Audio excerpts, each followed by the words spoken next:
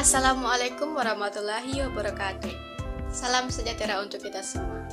Puji syukur senantiasa kita ucapkan kepada kehadirat Allah Subhanahu wa taala, dan salawat beriringan salam kita hadiahkan kepada Nabi besar Muhammad sallallahu alaihi wasallam.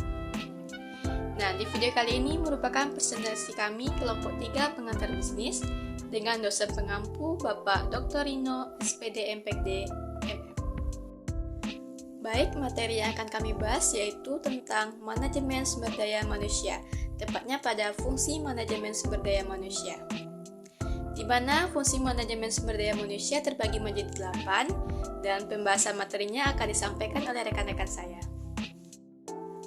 Teman-teman semua, sebelum kami masuk ke pembahasan materi sumber daya manusia, saya Sri Bulan Marniati akan menjelaskan sedikit tentang apa itu manajemen sumber daya manusia. Sumber daya manusia sendiri menurut Ricky W. Griffin merupakan rangkaian organisasi yang diarahkan untuk mengembangkan, menarik, dan mempertahankan tenaga kerja yang efektif dan aktif. Nah, sumber daya manusia sendiri merupakan kunci penentu keberhasilan suatu pelaksanaan organisasi, baik dalam instansi maupun perusahaan. Baiklah teman-teman semua, sekarang kita masuk ke pembahasan fungsi masing-masing sumber daya manusia. Nah, fungsi yang pertama dan kedua akan disampaikan oleh rekan saya, Azura Nur Isnani. Pada Azura dipersilahkan. Nah, selanjutnya saya akan menjelaskan mengenai job analisis atau analisis pekerjaan. Yang pertama ada deskripsi pekerjaan atau job description, yaitu merincikan tugas-tugas beserta tanggung jawab suatu pekerjaan, lingkungan kerja, serta alat, bahan, dan informasi yang digunakan dalam melakukan pekerjaan tersebut. Nah, yang kedua ada spesifikasi pekerjaan atau job specification, yaitu merincikan keterampilan, kemampuan, dan pengalaman yang dibutuhkan untuk melakukan pekerjaan tersebut secara efektif. Nah, materi selanjutnya ada yaitu peramalan. 1. Meramalkan penawaran internal adalah jumlah dan jenis karyawan yang akan berada di perusahaan pada suatu waktu tertentu di masa yang akan mendatang. Nah, yang kedua ada meramalkan penawaran secara eksternal, yaitu jumlah dan jenis orang yang akan tersedia bagi proses rekrutmen dari semua pasar dan tenaga kerja. Baik, terima kasih kepada rekan saya Azura.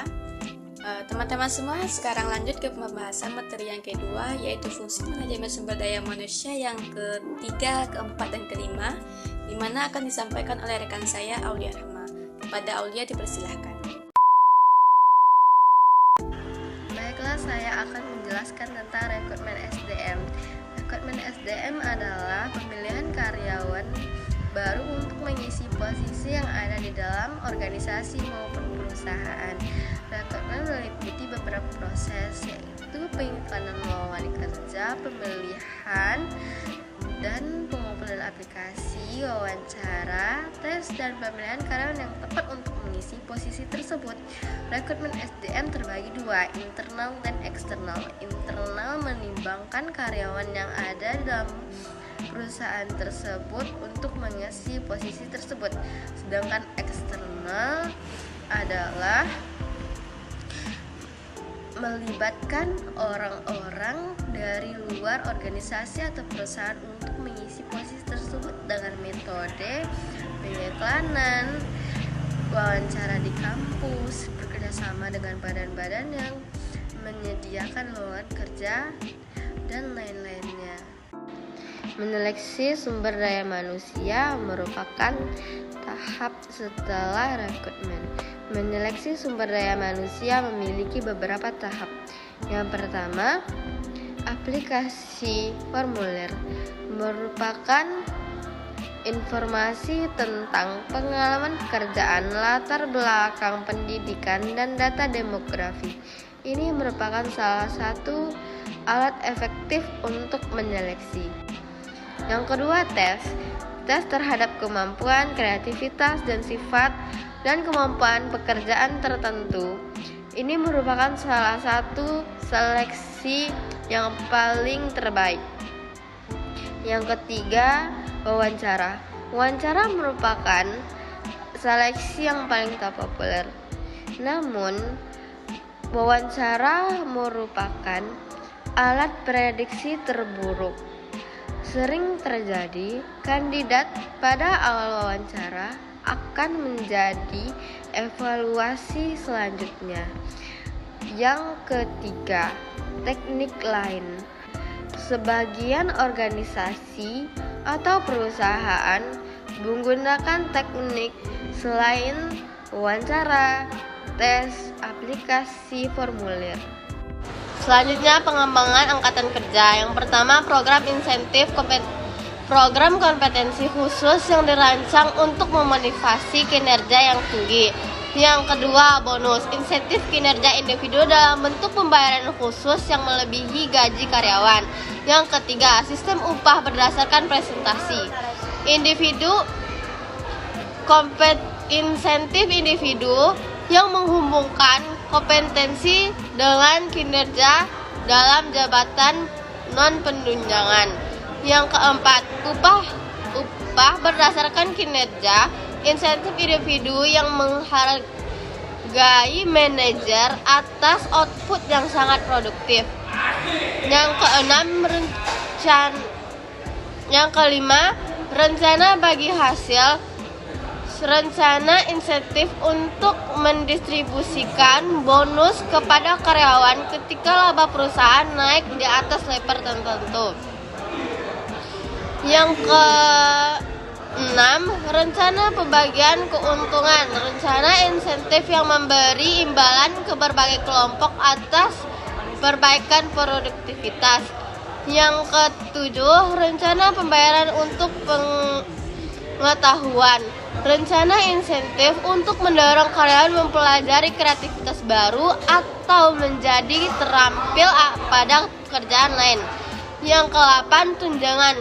Kompetensi selain upah dan gaji, asuransi kompensasi pekerja, asuransi yang secara hukum dituntut mengkompensasi pekerja yang mendapat kecelakaan di tempat kerja, rencana tunjangan kafetaria, rencana tunjangan yang menetapkan batas-batas tunjangan per karyawan. Masing-masing bisa memilih salah satu dari berbagai tunjangan. Terima kasih kepada Aulia. Selanjutnya pembahasan materi fungsi manajemen sumber daya manusia yang ke-6 dan ke-7, di mana akan disampaikan oleh rekan saya Murija Novia Putri. Kepada Murija dipersilakan. Saya akan menjelaskan sumber SDM tentang penilaian kinerja dan kompensasi. Yang pertama, penilaian kerja adalah salah satu aspek penting dalam manajemen sumber daya manusia. Ini adalah proses untuk mengevaluasi kinerja karyawan dalam lingkungan kerja. Adapun beberapa tujuan penilaian kerja dalam SDM meliputi: yang pertama, ada menilai kinerja. Melalui penilaian kerja, perusahaan dapat mengukur sejauh mana karyawan mencapai tujuan kerja dan memenuhi standar kinerja yang telah ditetapkan. Yang kedua, ada pengembangan karyawan. Penilaian kerja membantu mengidentifikasi kekuatan dan kelemahan karyawan, sehingga perusahaan dapat merencanakan pelatihan dan pengembangan yang sesuai. Yang terakhir, ada pengembalian keputusan tentang karyawan. Hasil penilaian kerja dapat digunakan untuk mengambil keputusan terkait promosi atau pengunduran diri seseorang karyawan.